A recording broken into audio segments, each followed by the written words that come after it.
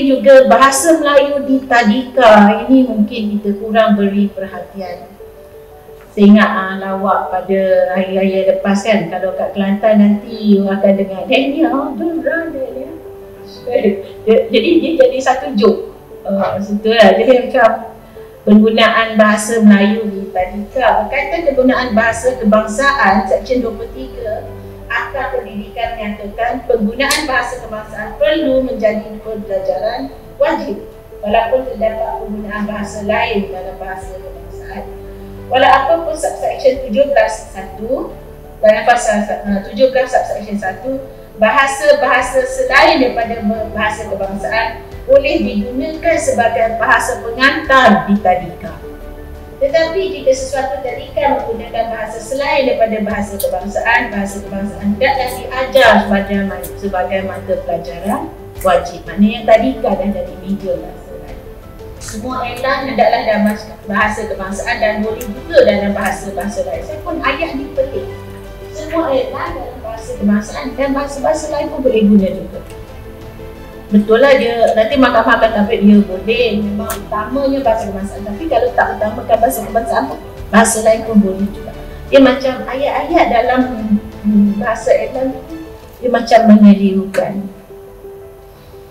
Bahasa iklan, huruf-huruf dan perkataan dalam bahasa kebangsaan hendaklah diberikan keutamaan dan hendaklah dari saya lebih besar daripada huruf-huruf lain. Ini yang tanda-tanda jalan aki-aki inilah ya.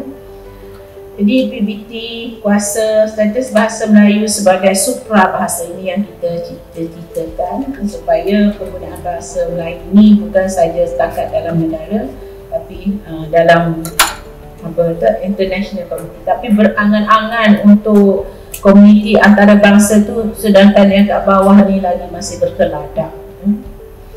Jadi perbincangan tentang undang-undang ini membentukkan bahawa kedudukan bahasa Melayu dalam kerangka perundangan negara adalah didapati bahawa kerangka perundangan negara telah menetapkan kedudukan bahasa Melayu dan bahasa kebangsaan sebagai bahasa kebangsaan dan bahasa rasmi.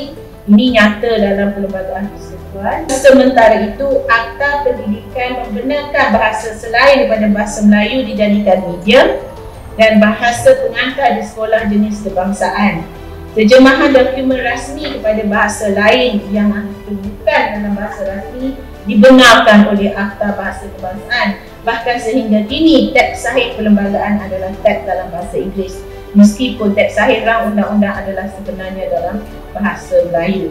Jelas di sini bahasa bahawa pada pandangan saya, walaupun bahasa Melayu dijamin kedudukannya dalam perlembagaan persekutuan sebagai bahasa kebangsaan dan juga sebagai bahasa rasmi, namun kerangka undang-undang yang terdapat dalam akta yang berkaitan belum lagi mampu mengukuhkan kedudukan bahasa Melayu sebagai bahasa kebangsaan dan bahasa rasmi di Malaysia tercinta ini. Ini kerana penggunaan bahasa lain walaupun tidak diwajibkan tetap dibenarkan.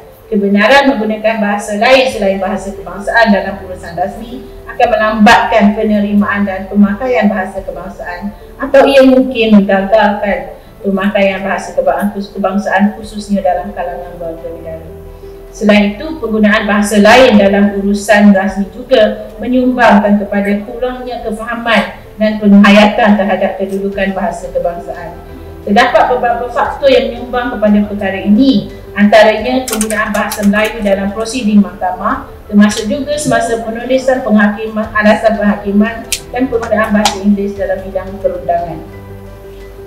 Kebenaran penggunaan bahasa selain bahasa kebangsaan sebagai media pengajaran pada peringkat pendidikan rendah termasuk tadika tadi dan menengah.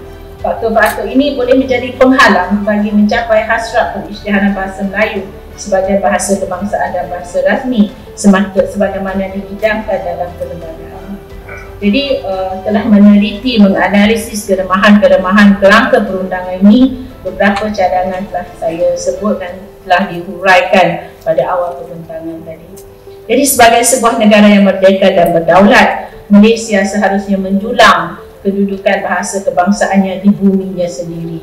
Merdeka dan berdaulat bermaksud Malaysia sepatutnya memperkasa bahasa kebangsaan dan diluaskan penggunaannya dalam segenap bidang termasuk ekonomi, sains, teknologi, pentadbiran awam dan perundangan.